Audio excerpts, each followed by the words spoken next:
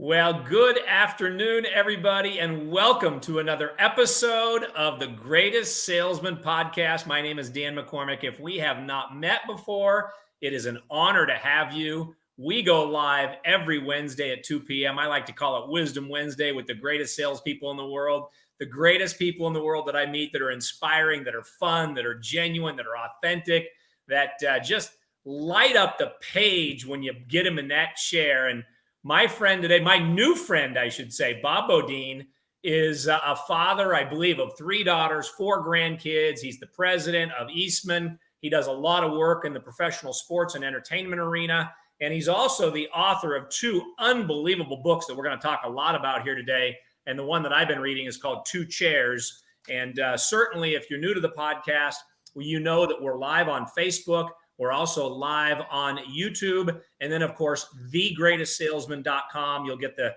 subsequent podcast links. It'll also be in blog form. You can also like it. You can share it. You can comment on it.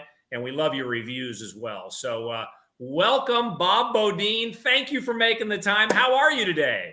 Fantastic, Dan. Thank you for having me on your show. I really appreciate it. Well, you know, we talk about you do in The Power of Who, your first book, I believe, about the value of relationships. And for me to have Tom Chenault and his son Adrian as the first father-son combo on the Greatest Salesman podcast a few weeks ago, and there he is, he's perking up, he's in the room already. And for him to make this recommendation, and then my first phone call to you and your energy coming through the phone, I just couldn't wait to have you on the show. So I know you're busy, and I want to thank you for making the time. Happy New Year to you and your family. And I know you're busy, but I wonder if we couldn't start off with 3 things that I love asking our guests each and every week from a value proposition. People are busy right at the outset of the show. What are 3 things, Bob, all the accomplishments you have, but what are the 3 things that shape your day or each and every aspect of your life? Love that as a question. Those are simple for me. God, family, and the person right in front of you. I think today it's really why I spent a lot of time writing the 2 books I did. And of course, Tom Chenault being one of my, great people and friends who I love. But, you have to start your day and have to have an order. And I think that's, of course, a lot of what I really love about, Og Mandino and the greatest salesman ever, and is mainly on this basis that he has order, right? And there's always steps and scrolls and things to do, and people who are learning, who are in sales, and people who are watching today are trying to find in this crazy world we're living right now, order. So today's going to be very powerful for them. Wow, I love that so very much, because I think that you study the Bible, and of course, everything about that is order. I don't know about you, but I think the most important trip I made in my life was my Israeli tour of the Israeli, and to see everything about how it happened over there. That's a great word. It's one of my actually words that I really, really respect. So God, family, and the person in front of you. So, I heard something interesting from, I think it was Laird Hamilton's wife. And she said she loves to be first every day at saying hello to the person in front of her, shaking the hand of the person in front of her. So that's a really interesting number 3. No one's ever mentioned that before. Tell me about how you like to interact with people when you see people for the first time.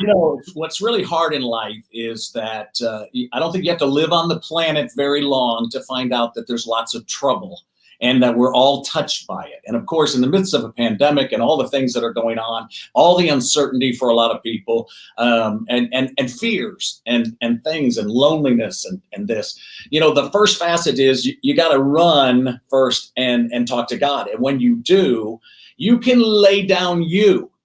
That's the goal of this, the exchange of having a chance to talk to God, voice, word to word, sitting, actually talking. Of course, I have 2 chairs, and I'm sure we'll talk about it, but doing in a way where all of a sudden you can lay down you, so that I can then do the next 2 pieces on mine. I spend time at 2 chairs telling God, hey, how I want you to protect my family, how you're looking out for my girls today, how we're watching and giving them insight and wisdom and power and favor and peace. that kind of passes understanding in the midst of this. And so we talk about, and then, actually it's amazing is God's got plans for you.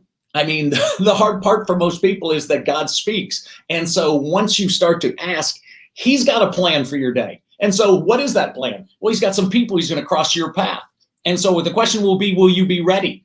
Will you, because if let's say you and I are just caught up in our day and we don't have time in the morning and we're busy as everybody is and we're worried about our day, here comes my first problem. I got some business and some executive search work that I'm doing. I got another problem that all of a sudden hits me over here with one of my daughters. And then another thing comes and boom, I can't see anyone in front of me. And then you're here telling me something, but I don't hear you. I don't see you. I'm not really listening to you. And as a result, I miss the opportunity. One of my favorite guys in the world was Zig Ziglar, and he always was trying to remind, he lives in my neighborhood. Could you imagine that he lived in my neighborhood and I'm now like best friends with his son, Tom Ziglar? And one of the things who you should have on yours for sure. I'm going to organize that for you because he's just so amazing. And one of the hard things is that if you would just help other people with their dreams, then your dreams come true, right? This is, again, Og Mandino was so fantastic at being able to get into your life these scrolls which would talk about today. How would I live today? This is a new day. Yesterday and tomorrow, irrelevant. Today's the day. And of course, God spoke about that. This is the day. Rejoice. Come on, let's go about our day. Well, how could I rejoice in my day if I hadn't laid down my trouble? And a lot of people, what they do is we talk. I had this coach, football coach, that I placed coaches and I placed athletic directors and I placed presidents of teams and all this aspect in sports over the last 40 years. And I had this coach call me the other day. He goes, "Oh my gosh, did you write a second book?" And he said, "I just finished this 2 chairs." And I go, "Yeah." And he goes, "That could have really helped me during my time that I was in trouble at this one team." And I go, "Yeah." And he goes, "So Bob," he says, "let me just say, I love the book. I love your mom because I wrote this through the lens of my mom." And then he says this, "I've been doing 22 years of quiet time with God. I just never knew I was the one who was supposed to be quiet." Wow. Now we're talking. So to actually have something that you're looking and then people come across your path. And, God will tell me sometimes, "Hey, listen, I got somebody at 10 o'clock I need you to help." And I go, "Who is that?" And he goes, "You'll know." And then what happens is people come across our paths for just a reason or a season of some trouble. And you and I can uplift them. We could help them and change the entire trajectory of their life. And of course, that's what you and I were created to do. Wow. I got to tell you, it's funny because I've got a library. I literally had to scrub my library this year because I have so many books on top of books, and I just love the reading process. And of course, when you and I spoke, I had not crossed paths with it's amazing. Here I am in the middle of the self-help world and religious books and I pick up your book. And by the way, I've got people texting me copies of their book for my pre-promotion this morning on some of my Facebook pages. And then I've got people texting me pictures of their 2 chairs. Wow. How cool is that? Oh, that's the coolest thing. I get pictures from people all over the world showing me and saying to me, "Look at my chairs. Look what happens." And then they have an experience. So, today we want something actually to have an experience, especially young people today. We're stuck not going to churches sometimes. Still, they're not allowed to go. They only got 15%, 20% actually full. And so wouldn't it be amazing? Kids come to me sometimes say, "Mr. Beaudine, I just don't go to church." And I go, "Do you own chairs?" And they go, "Yeah." I go, "Well, if there's like a 1% chance that God would meet you tomorrow, would you go?" "Well, sure." And I go, "Well, where you been?" And I said, "This is going to mind blow you." I said, "Because the guy who created the world knows your name, knows who you are, knows your telephone number, created a whole plan for you. It's you're the apple of his eye. He's not mad at you. He's not mad he made you. He made no mistakes. He's not worried where you have to go to church yet. He's worried and that actually you don't know him. And then you aren't going to walk in this greatness, this aspect again of one of the scrolls, that you're a miracle. That you have all these things that God's got planned for you, and it's just ready and sitting. And what I just need you not to do is worry about yesterday. Here we go. We got today. One of my great mentors was a deep theologian, and he said, God is in the details. Oh, yeah. And he doesn't answer casual questions. So when you get in that chair, like you said, and to be present, to be ready to listen, I want to share with our listeners. I don't know who's going to listen, whether they're listening live today, 6 weeks, 6 months, 6 years from now on a podcast or whatever they pick up. But I want them just to hear from you and your opening to all the moms who have guided the spiritual health of their families when no one else stepped up, and most especially mine. Martha Beaudine, I love you and miss you every day. I love people that honor their parents. You and I, we could say that that's the only one of the 10 commandments that actually has a promise. To honor our parents is such a beautiful thing. Thank you for doing that. Well, you hit it on the head. Is that I will tell you, all my success really starts from that as the first foundation, right? Is that they introduce you to God, and then your mom and dad are somebody that need to be honored. And the more you can do it, the more you're blessed. I mean, it's selfish. It's a ridiculously selfish. Today, I get a chance. My dad passed away in 2000. Seems like, it was 2 years ago, 3 years ago. How can it be 20? And almost 21. And then my mom passed away in 2005. And, but they're still here with all their mentoring and all of their great thoughts and all of their lines. And then it gives you such a chance. One of the great things about writing a book is being able to then actually pass on their wisdom to my kids, to my grandkids, to yours. And of course, great books are something that are crucial in life, because everything that you want to know has already been written, probably. True. The question is, will you find it? I don't say, my dad used to always say, there's not like gold on top of the road here, Bob. You're going to have to dig for it. You're going to have to show me that you're going to do it. It's, again, another Og Mandino, persist, right, until you succeed. And so some people are able to do that, and they do it. But sometimes along the way, we come to detours. We come to kind of obstacles. And when you come to a detour, sometimes the detour is fantastic. You're going to stop and you're going to learn something. You're going to stop and you're going to help someone. And then you're going to, all of a sudden, bam, you're right back on the path again. And so, got to go with the flow here. You said something a minute ago about your parents and how we need to honor them, and there'll be more blessings for that. And I'm intrigued. I only was able to be with Stephen Covey a couple of times. My wife had him as a professor in college. Wow. And he has this comment that he says, when you're raising your children, you're actually raising your grandchildren. Oh, yeah. And I really love that paradigm and that perspective. And you just reinforced it. And I think some parents along the way don't understand, like I have some parents, I'll never forget, I did the Today Show, and I was talking with like Ann Curry at the end of the show, and she was saying, how do I get my son to like love me and my husband as much as you love your mom and dad? And I said, so how old's your son? And he was 17 at the time. I said, listen, he's going to come. This is it. I'm not going to worry. But I always felt my dad was always one who wrote quotes to me, sent me little quotes from books, sent me things and said, hey, this is who you are. And even when you're struggling and you're going through, which is all kids, right, are going to have times and moments, but they're coming back full. And there you are, back to Stephen Covey. And of course, we're not only doing to them, they're going to pass all this greatness to their kids. Yeah. Fantastic. For those that are joining, Hunter Crowder and Tom and Troy and Sharon up there in Canada and Adrian, what a great audience we have here. And I'm so excited that you'd make the time here today, because when I was reading your book, first of all, you had me at the opening thing when you honored your mom. And I loved each and every chapter title. I love looking at chapter titles to see how they draw you in. And when I was talking to you on the phone, you were just so fired up about life. You're in that chair that I call the greatest salesman in the world, but you put so much time and energy into this. And you said you were your own editor, you were your own writer. Of course, you might have had help in the final print and typeset and all that kind of stuff. But you told me of a story.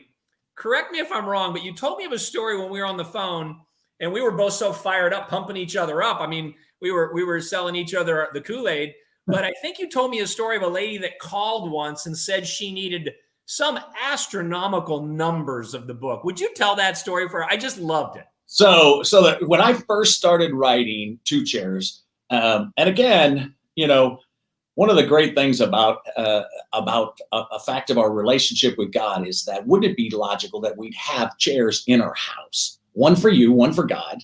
Okay, you get 1 minute to talk, God gets 4. Stop the concept that all of a sudden it's a one-way pray fest and then I leave and then I'm worried about it all day long. And so when I first sat with him, I started to write. He said to me, "So what would be unbelievable in the book? What is it that you'd want to happen from this book?" He says, "So you got to understand that I've been doing Two Chairs for 41 years, right? And I jump out of bed. I mean, the guy who created the whole world would actually meet with you. I mean, if I had Warren Buffett to come and talk to you, you'd be up. I mean, you wouldn't make him like come over to you in your jammies. I mean, you'd be up, you'd have your coffee made. And this isn't time to do a devotional. So we're not vicariously living through someone else having a good conversation with God. You're having it.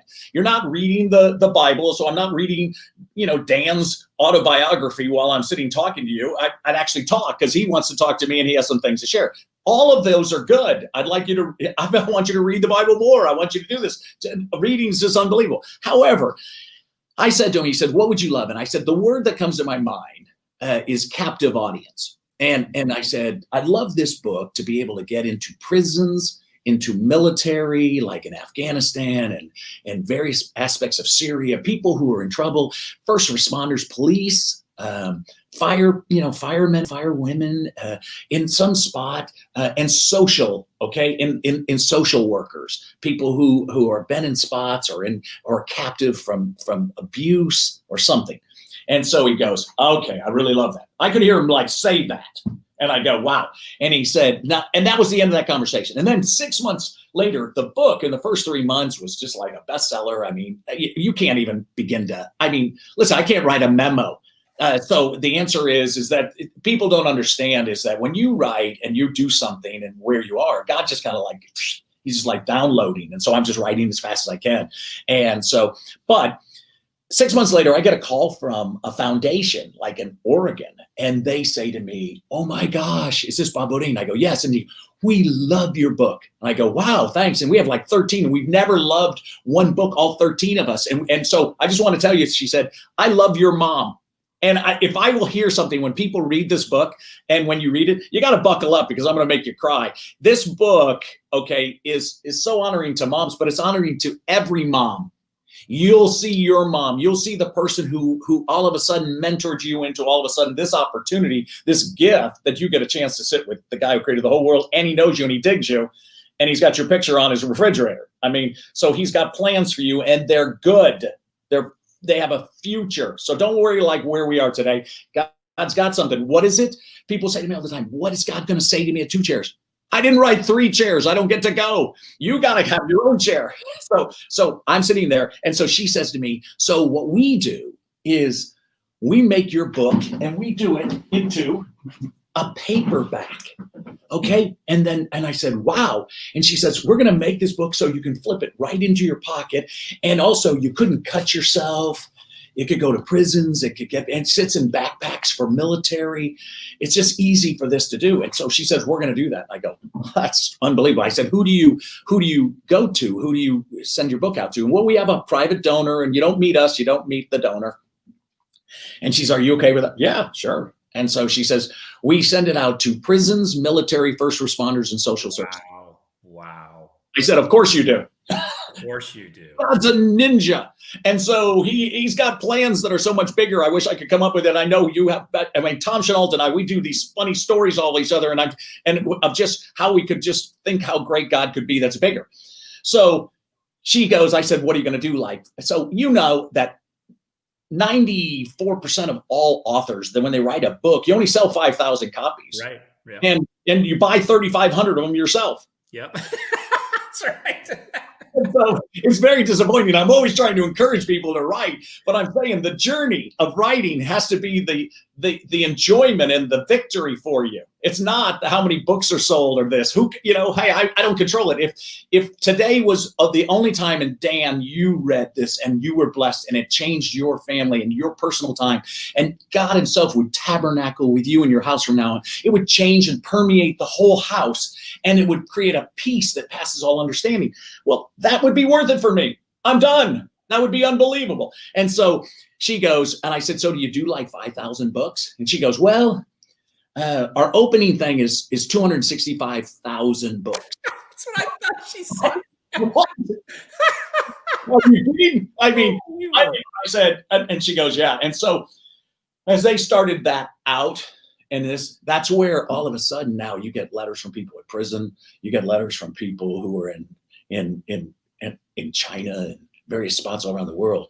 And in some spots of the world, they talk about having an experience with God that's unbelievable. I mean, they want to know if I've had the same. And I said, well, I'd love to have had that. And so I only want to inspire someone is that, when I first wrote, God had me stop writing, and he asked me this question. So you're going to write this, and I want you to tell me out loud that you're going to tell every single person. I'm telling every single person who's listening to the two of us today. He says, do you believe that I'll do my part and I'll meet each and every person? I go, I do. And he goes, I just wanted you to say it, because you're going to have tons of people over and over and over going to say, so seriously, I'm not that good a person. God, I've done a lot of things wrong. And so I said, I understand. I said, when I first wrote when I was first looking for goals and dreams and what do I do in times of trouble? How would I find a mate? I said to my mom, who was my spiritual person, because I was used to just like going to church, and as long as you're done in 20 minutes, you watch the Chicago Bears, and listen, I was used to, hey, I don't read the Bible. Father Mulcahy does that from the pulpit. And so my mom wanted personal. Okay. And she said, those are really good questions, Bob. And she says, I don't have the answer, but I know who does. And I'm going to ask you 3 questions, which is the whole premise of this book, which is so fantastic. She said, are you ready? And so when I have people come to my office, big time head coaches, CEOs, they're all in trouble, right? Because we're all in trouble. If you're not in trouble listening right now, you will be. And if it's not you, it's your family. And the answer, we all need an answer of something to do. And I'm telling you, I have this. It's here. The guy who created the world wants to tell you and talk to you. He's got a plan, and it's good, and he's not mad. And so when I sat, and she goes, okay, so you're ready I say to these people who I'm sitting with, so I'm going to ask you these 3 questions. My mom asked me, so you can't get mad at me. You'd have to get mad at my mom. And so they immediately laugh, and I say, then I hit them with this. So does God know your situation? And they look at me like what? And I go, so do you think God knows your situation? So, I mean, not only does he know, but he wants you to know he knows. The highest priority in a time of crisis is to get your mind above it. And the highest thought above us is God. It's not like he's working on 6 telephone lines for 7 billion people. No, he knows you. He doesn't work on just pandemics, ice attacks, heart attacks, natural disasters. He's working on you.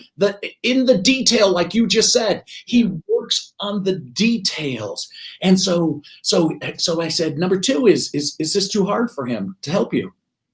People really have thing, and they go, I don't know. Hey, no, it's not too hard for God. I said, well, it's too hard for you. And so the question is, does he have a good plan for you? Yes. I said, well, what is it? I don't know, Bob. And so exactly 2 chairs. And so we got to get down to if it's a 1% chance. And I have people who turn to me and they don't really know whether they believe or not. They're seekers. They're atheists. They don't believe. It doesn't matter to me when I'm talking to someone. The answer is fantastic. I'm really glad you're transparent. Here's the thing. If there's a 1% chance that he'd meet you, would you go? Sure. Everyone. I thought you said you didn't believe. And the answer is yes, they do. And guess what? God shows up. And then they call me back. Oh my gosh, to hear the stories of people. Listen, I've never had one person ever tell me that God didn't meet them. There's a lot of times people think they can't necessarily hear, but then they tell me what they heard, right? So if you went 50 some years of your life and you have never spent time talking to God or believing he talks back, the enemy doesn't want you actually to know you have a relationship, that you're the son of the king or daughter of the king today. And so this is a fantastic thing. Get ready. It's just so obvious. In the midst of a pandemic, when everyone does it, 2 chairs is the answer now. So we can do church at our house early in the morning. First thing, someone said to me, well, I'd like to do it at like 8, 9 o'clock at night. You could, he'll meet you. But here's my thing. What if he had something for you at 9 a.m. that was going to be a blessing to you? Would you not be there on time? I mean, so that's why he said, seek me first. And then what is the promise? All these other things are added to you. So it's a really good thing. It's such a good thing. It's just great to listen to you go, man, because I know you know your stuff and you have your faith and your belief. And, it's easy to talk when it's genuinely how you live.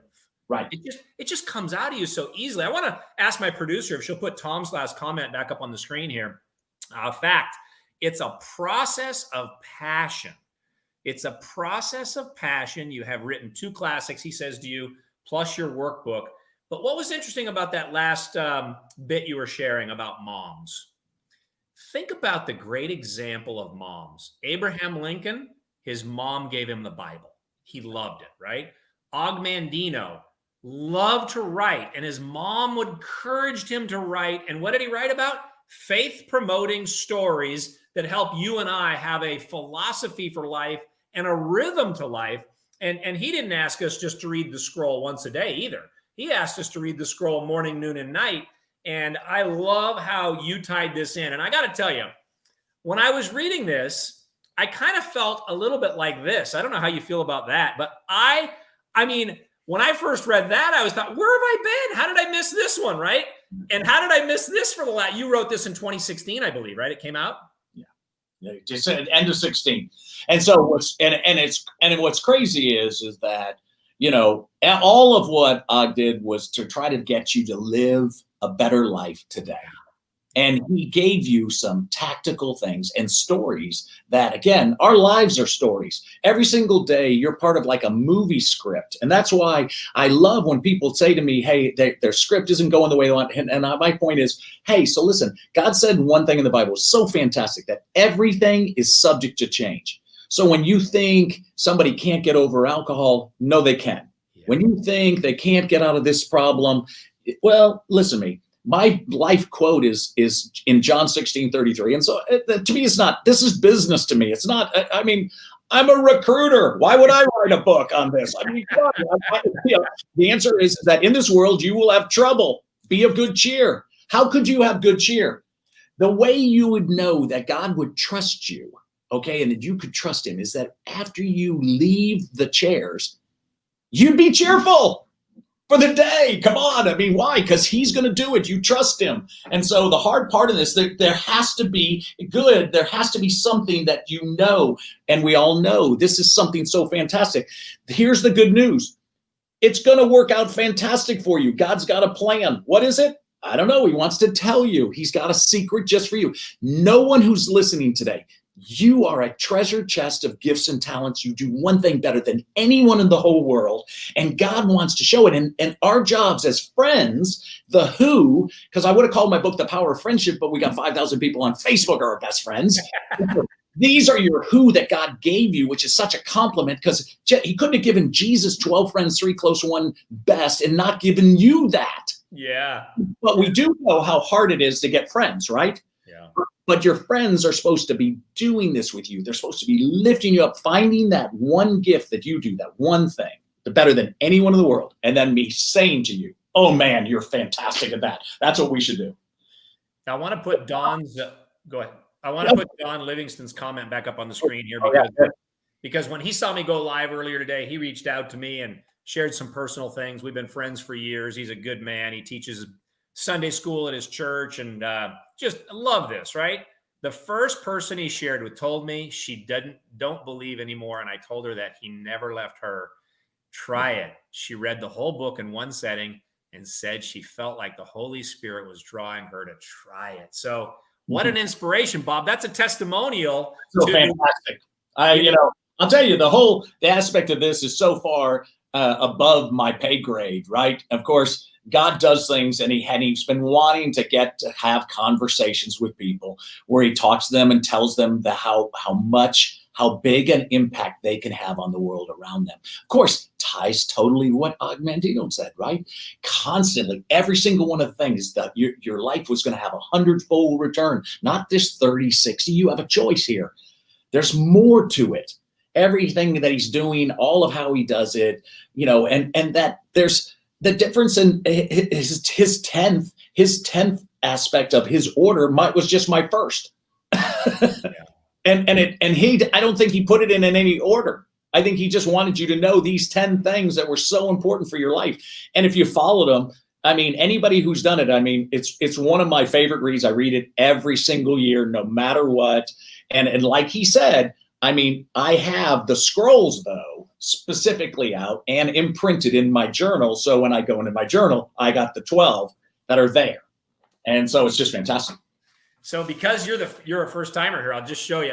I've got to figure out how we're going to make these available to our listeners because they ask every week. So I've got the cardstock scrolls. Oh, awesome. All laid out here that just you can touch them. You know how you love to touch your book, Yep. and dog ear them and highlight them. You like to hold them and touch them. And so for those that are joining us late today, he's Bob Beaudine, Dallas, Texas, I believe, Bob. Is that right? Yep. And actually a suburb, Plano, Texas. Plano, Texas.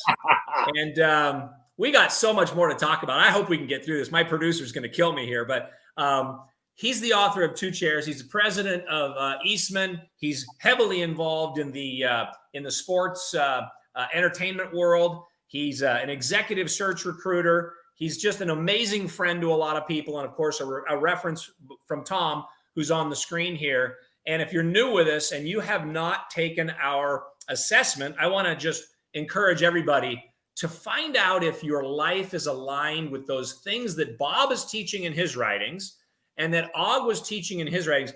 And you can just simply go to habitfinder.com/podcast and take an assessment using the science of axiology. Find out if your thoughts are aligned with your actions, and you'll see immediately on our free assessment at habitfinder.com/podcast. And so every week I get a chance to give that commercial out because Bob, you're going to encourage people to get in front of the 2 chairs.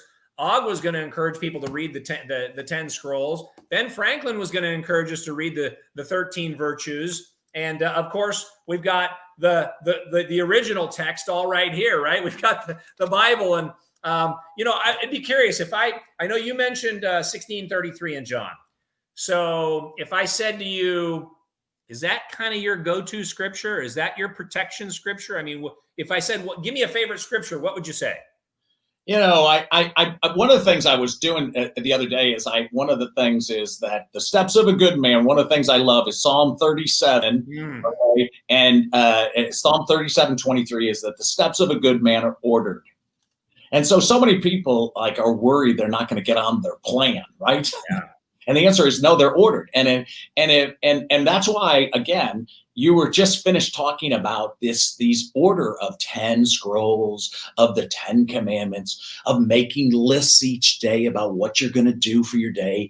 I always tell people you can't get what you can't see. So let's put it up on the board. Let's look at what you want to do and let's start to make a plan. Let's look at your who, how we could get something, and let's have a plan because, your friends, when I say to someone, so when they call and they say, hey, I'm looking for a job in sports, and I say, so what do you want to be, like a referee? And they, oh, no. Well, they had specific. Well, who are the 3 people that you really want to know? And who are the 3 people that you know who know that person, right?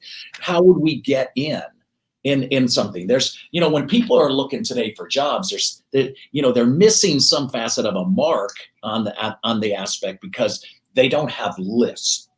And the answer is your goals, your aspects, the whole piece of doing. And really, when I first started to really find Og Mandino was back in the late 70s when, I was really starting to really start invest in myself. And one of the things, my dad was a big reader, and he always told me readers are leaders.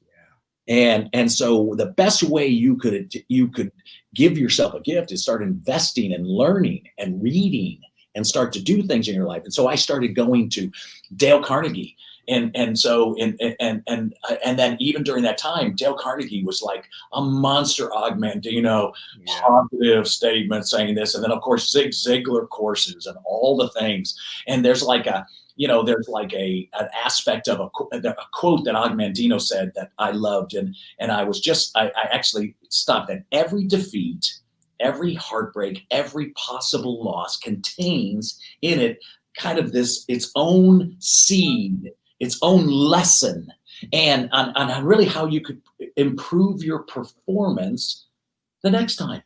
And so that kind of goes with, in this world, you're going to have trouble. And the answer is, but hold it, be of good cheer. Trouble is an opportunity in disguise. And so we're just missing sometimes this, even in the pandemic. No, in the pandemic, this has been an unbelievable opportunity to reconnect with your family.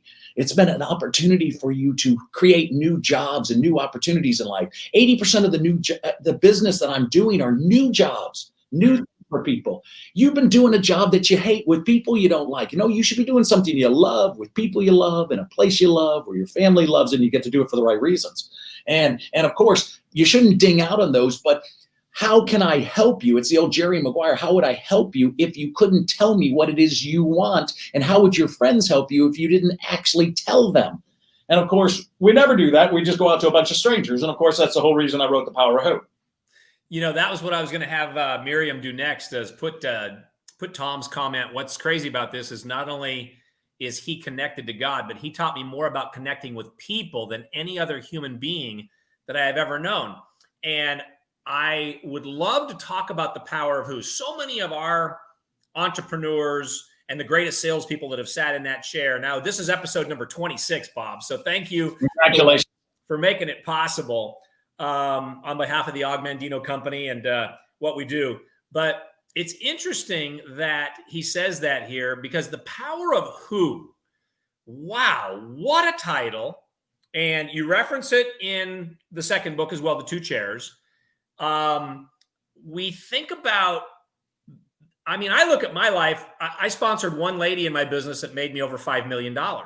So you never know one phone call or the power of who and is out there. And so how did you come up with that idea for the first book and give people an idea of, because to me, that's a network marketing phenomenon. Everyone needs to read it. Well, so in executive search, one of the things that most people do is that, I get 52,000 resumes a year. Dear sir, to whom it may concern, dear recruiter. Now, dear recruiter, that's an oxymoron, right? Yeah. And the problem is that they didn't have a plan, and they were going out. And the reason they would go out is when you have a goal or a dream of something you're going to do, you don't want to lose the job you got, or how would I go over to get any of that? And so we've been taught at college and meetings and stuff, a thing that is the kind of like their go-to thing. And it was called networking, which was not working. Which was going out to a bunch of people you don't know and sending out stuff and handing out business cards to strangers like they're mints. And then, of course, they throw them away because they don't know you. And so we've been taught all our lives that friends and business are taboo. So let me get this correct. We're supposed to work with a bunch of people we don't know and don't trust. And we were always told that our family and our friends, our close people, would not be a resource or a conduit to your success. Come on, seriously. So if you have 100 friends and I have 100 friends, we don't have 200, we have 10,000. Your friends have friends. Now, you don't have 100 friends, but if you had 50, you'd have 2,500. Oh, you don't have 50. Listen, your grandfather told you that if you had one friend, you were blessed. Yeah. If you had 3, rich. Yeah. You have 12, change the world. Yeah. Now listen, the issue is that you already know everyone you need to know. How? I didn't say for what you need in the future, for right now. The people who are your friends are allies. They want to help you. So if you just go to them and tell them specifically what it is you want, it doesn't matter what category. If you and I are friends and I asked you for help, would you help me? In a minute. Why would you deny me the same joy of helping you? Yeah. And of course, that's what people do. We don't see our friends. I was doing a BBC thing one time, and the woman says, well, Bob, what if all your friends are like losers? Come on, Mary. I said, your friends You have no idea where they are, or their brother or their sister who runs the CEO of the company. One of the things I can prove to you over life is that God gave you specific people to help you in ways you never imagined. And what if those people weren't happenstance acquaintances? What if they were strategically given you to help you find that place in life you always dreamed about? What if we're missing destiny? What if finding our next job or helping our mom get into a hospital is not about who we don't know, but whom we've neglected, our friend? So I play this game, and so we do this all the time. Tom and I, we just love this game. I do it with Adrian. I do it with people all over the country. As I speak everywhere, I say to them, I do this game. It's called the text message game. And so I go out to the crowd. I say, who's your best friend? And then they say, Bill. And I say, okay, so is Bill live in your town? No. Okay, so who's your best friend in your town? Well, now they're struggling because men over the age of 35 stop adding new friends. They're friendly. Yeah. They don't have friends. Men over 60 give up their old friends and their new friends, and they focus in on their family, not because they want to, but because it's all of a sudden just where they are. And it's a big mistake. Your friends, whether you've talked to them in a long time, once someone's taken a place in your heart, they never leave. All of a sudden I call you and you go, Bob, where have you been? I missed you, and da-da-da. And then you're right back. All of a sudden you talk, you're like your friends. The answer is, so I do this game where we send out a text message to our friends, and we do it individually, so it's not like a group message. I tell you what you can say, and I say these three things. These are the three most affirming things, and I write them out for people. And the line that we do is, hey, I was just thinking about you. I wanted to tell you how much I appreciate your friendship. I love you. Now, I've done this with every football team in the country. I mean, it doesn't really matter. I tell people all the time. So I had one time Urban Meyer, and I have Urban and Ohio State, and he says, "Oh, my wife's going to say," I send it to your wife, and he says, "My wife's going to say, I love you, love you, love you, love you." And I said, well, here's the news: 94%, okay, of your mates are going to come back and say, "Did you mean this for me?" Why? Because the people you love don't understand the word friendship. Wow. The people you're friends don't understand the word love. And so when you send it to your buddy, they're going to say, "Are you drunk?" They're going to say, "Oh, what's the hat? What are you okay? What's matter?" And the answer is that, what are you talking about? So there's 180 words in the Greek language for love. We have one. I love my wife. I love tacos. And so when you send the message to your friends, they are going to come back and say something sarcastic. And then you say, "No, I meant this for you." We have three responses. You can't change my words, because you can't say, "Oh, Bill, hey, dude, hey, bro." No, just say, "Hey, I was just thinking about you." I have linemen say, "Mr. Beaudine, I would never say the word hey." Don't worry, they're not going to see that. I'm just proving a point. And then they come back and they're saying, and then they say, hey, they say something again sarcastic. You say, "No, I meant this for you. I love you." And then guess what happens? Then some people, they say, "Oh my gosh, thank you. That was so fantastic. I really appreciate it." And they give you a heart. But they didn't say the L word, did they? And see, that's our problem today. One of Og Mandino's thing is love. Love, love, love. It is the dominant force. You know it when it enters the room. And so you can't get away from this. And we're trying, and people have things. And so when you say it, and "I love you," and now when they come back and they give you the other, I say right out, "Where's the love?" ? And now guess what happens? Whoosh, everybody all of a sudden starts sending you love letters. I had a guy, a thing, and all of a sudden his mom was dying. She had 6 months to live. And all of a sudden he sends it, and she comes back, "Oh my gosh, son, I'm looking out the hospital window and you sent this." She said, "If I could tell you how much I love you from the highest mountain in Switzerland, I love you." Echo, echo, echo. And he sits down and he cries. And then a week later, he sends me a note on Facebook. He says, "My mom passed away today. What if I hadn't sent the text?" So what good is it that you love someone and they don't know it? And so people will send it to their mom or dad. And I say, listen, send it to your kids who are in this, because as soon as they get over 15, 16, if you are not their friend and their dad, then they won't call you if they're in trouble. They'll think, "I don't want to disappoint you." But listen, there's no greater love than to lay your life down for a friend. God created that love, that friendship was the highest. Otherwise, people who are all of a sudden widows or widowers or single people could not get the greater love.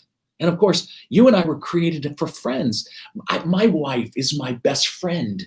I've been married now for 38 years. I'm more in love with my wife today than I was when I first met her. Why? Friendship, deep knowing. And that's what everyone wants in a time like this. And so that's what my dad and I were, best friends, not just something. My mom and I, best friends. And everywhere I go, I'm always trying to remind people that God calls you his friend. Yeah. And that's why it's so good to sit with him in the morning and just go. And people say, what should I, what is it? Good morning. I am a mess. And everything seems to be going wrong. And I got this. And then I finish and he goes. And then all of a sudden, boom.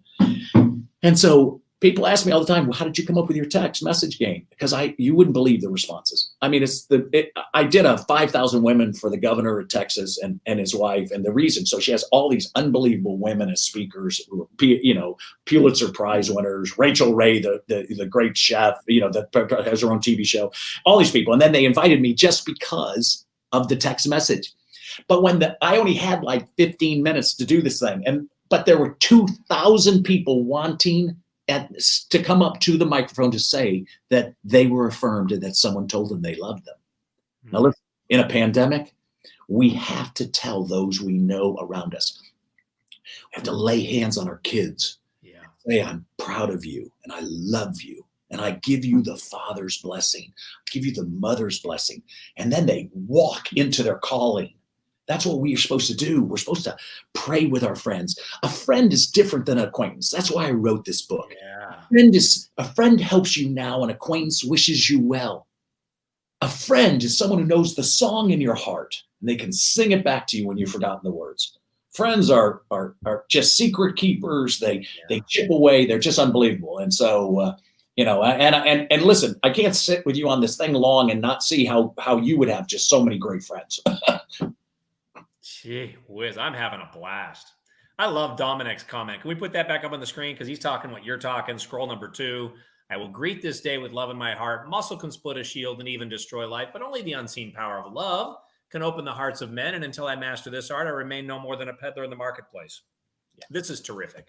Yeah. I mean, we're going to have this is just so awesome that you'd make the time, because I know you love people this much and you believe, as I believe, that your book is inspired by you and God to help more people. And I know that we have people listening right now. I know some of my dearest friends one had a brain tumor and we were able to give her a blessing years ago. And she's one of the great producers in the world. I see friends here that are just unbelievable producers in the world of direct selling, network marketing in their own communities, entrepreneurs. I pulled up a text that I got today because of what you just said. This is a friend of mine that is the CFO of a major publicly traded company. And we were chit-chatting this morning of what he taught me, a little concept about 2012. And in our family, we all select a word for the year. And I was at his house for a New Year's party. And I opened his cupboard to get a glass at the party. And there was a printed out crossword puzzle of the whole family that picked their word, because they were in Dubai, so they weren't Christmas presents under the tree. And so they thought, let's just have a game and we'll pick a word. And so he retexted me the puzzle today. Wow. And he closed the text by saying this, Bob: love you, Dan. Of course. And most people just can't fathom that some friend of theirs is going to come back and say, I love you, Dan. Yeah. But you know that's what we were created to do. So listen, there's 180 words in the Greek. So it's not like, I do not have one client of mine in the NFL and Major League Baseball and in any aspect of MLS soccer or horse racing or any aspect of any field, that if I work with them, that they don't say, hey, Bob, I just wanted to tell you I love you. Yeah. But I have people say, how can you say that to another person who's a woman? Of course, because they know, listen, the difference is, they know the difference of what I'm talking about, having read The Power of Who, what that is. Listen, love is just overriding. The issue is, but it's a whole lot better than like. Yeah. So one of the problems that we have is that we're just not telling. 70% of men who are listening today never had their dad say, I love you. Yeah, no, it was rare. And so my thing. And it's not because they didn't love them. It's Mhm. because their dad didn't do it to them. And so they just kind of lived in this zone. My dad just wasn't one of those. My dad's a big hugger. I'm a big hugger. And the answer is that, you got to tell people how much they mean to you. And you got to tell them, you got to be able to tell your kids that you're proud of them. And we've got to take on a different tack in a time like this. Because the one thing that rides everybody above all of it is that, hey, God's in control. He's got your back. Hang in here. I got you. And listen, I got your fan. The big news here is that you're going to do something great in the future. And that starts when? Today. Yeah. Go love on people. Go tell people you love them. And of course, that's a game changer. Man, there's so much more we can talk about, but we got to close here sooner than later. So let me just tell you, I want to ask you one question. Sure. So my word for 2021, and I just start picking it up everywhere now, everywhere in the Bible, everywhere in every inspired writing, you see it. But you say on page 15 of your book, Two Chairs, question number 1, does God know your situation? Yes. And then you say, for some reason, when problems arrive, we have a tendency not to ask. Yeah. My word for 2021 is to do what our good friend in the Prayer of Jabez says, ask for more opportunity. So yesterday, I'm just in my 2 chairs, and I have this game that I play. So here's the way I play the game. If I'm driving down the road, I hit the contact file and I say, who needs a phone call today? And up comes this beautiful man in our community with a lovely wife and kids that have all struggled with drug problems. And he had COVID and was at a near-death moment about a month ago. So my wife and I took him dinner one night, leave it on the counter, on the deck there, and they could get it so we don't have to encounter the COVID situation. And I called him out of the blue yesterday to just follow up. And he didn't answer, and I just left that message. I love you. I'm thinking about you. And you could just feel the tenderness of his heart in his response to just be in the path of another that maybe is at a different place than you. And so I asked for that opportunity yesterday. So let's just talk about that one word in closing, because I'll ask everybody right now, don't buy a copy of Two Chairs. Buy 10 copies, okay? Don't buy a copy of The Power of Who. Buy 10 copies, because you're going to need them as you meet people and look for people along the path. But maybe just touch on that word ask. We have to ask for the opportunity. I like one of my mentors says we must request the opportunity. Yeah, it's such a good point. Asking, at first God started it, and he said, ask, seek, and knock, okay? And if you ask me, here I am. You're going to find me here. Mm-hmm. I'll help you. I got this. And so our friends, the people you were given in life. And so what happens sometimes in this whole networking aspect of the world, one of the things the Power Who did so good for network marketing, we gave you permission to talk to your friends rather than a bunch of strangers. Yeah. You'll walk in. If I go into a meeting, into a spot, I go find the one great friend that I have there. And then we stand together and everybody comes up to us. And then it's slowly, and then he knows one, he's introducing me, and we're doing this. And so one of the things I always loved about Adrian and Tom is that they came up with this thing called contact mapping, where they all had a way to remember their friends. You should have a system that you do. And if you haven't done that, they should look for contact mapping and all of a sudden do that, because it's such an amazing aspect. Asking your friends for help. So listen, there's 2 parts of our brain that I want to make sure that they hear today. There's 2 parts of our brain that drops endorphins and makes us euphorically happy. The 2 parts are not position, power, and money. Okay? They are what? Gratitude and giving. So when you don't ask me for help, you're stopping my buzz. I don't get to tell my daughters that I helped Dan. I did this. So why would you not do that? I'm your friend. If I'm your friend, you're going to go out like all of a sudden, It's a Wonderful Life, and you're George Bailey, and you're not going to ask your friends for help? No. George ended up finding he was the richest man in town. What? Rich with friends. And listen, in life, if you have one, listen to me, you're really doing good. Just make sure that those people who have helped you today, send them the text message. and just tell them you love them. And then build your group and see how, if you had 2 people who are out of a job today, we could create a little who group, put all our things up. And my first thing is, I'm going to help you get a job. Everyone I know, I'm going to help you do. I mean, if Tom calls me and says, hey, would you get on? The answer is yes. All of our friends, we were created to help our friends. There's no greater joy than for me. I'm not interested in Bob Beaudine. I'm interested in you. It's the person in front of me. I have no interest. I have none of that anymore. And so the whole point is that God, for us to really showcase all the great things, all we have to do is ask our friends. Let's start. And so first, help somebody. Just go out and be a blessing today. How hard is that? Smile. Just like you said, right? And so once you do that and you start introducing, I love to introduce my daughters lavishly, so far over the top, so that when someone walks up, I go, oh, have you met Allison or Jenny or Rachel? And I just put my arm around them. I said, so this is my prize, but life, this is everything. I mean, she is the most outgoing. She's the most this, she's the most talented. She's done this. And then all of a sudden what happens is, everyone in the room all of a sudden rises up, right? Instead of just kind of keeping your child to the behind you over there and separate. The answer is no, hold a second. Let's not do that. And you can't say you're the greatest salesman if you're not actually, and because the real aspect that Og did that changed that whole side, the greatest salesmen are the people who love people. And they do it so genuinely. And so I'm so honored to be on a show that actually does something with, and this whole aspect of augmenting. If you haven't read that book or one of his, I guess, 52 books he's actually written. Yeah.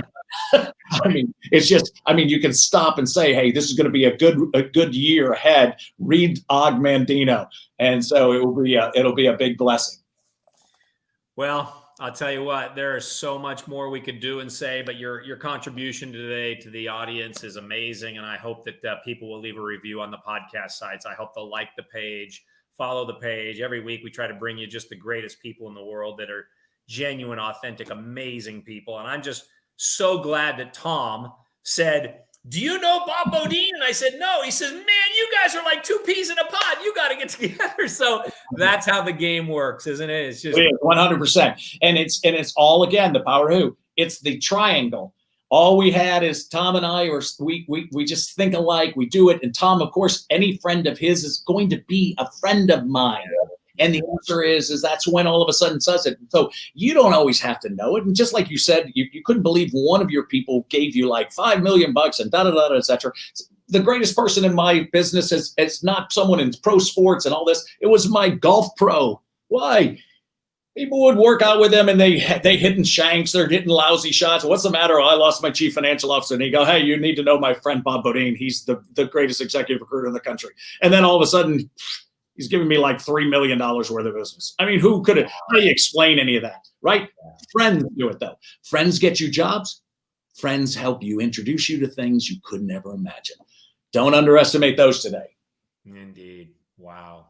Thank you, Bob. I know your time is so valuable. Your contribution to the world is off the charts. It's evident in the things. Here's our guest from last week, Rick Jordan, one of the greatest salespeople in the world, one of the great friends I have. Donna, thank you. Troy, so much great stuff from Troy and Dominic and Jeff, and so many incredible comments that we tried to get them on the screen here. But it is truly an honor. 2021's right in front of us. But you know what?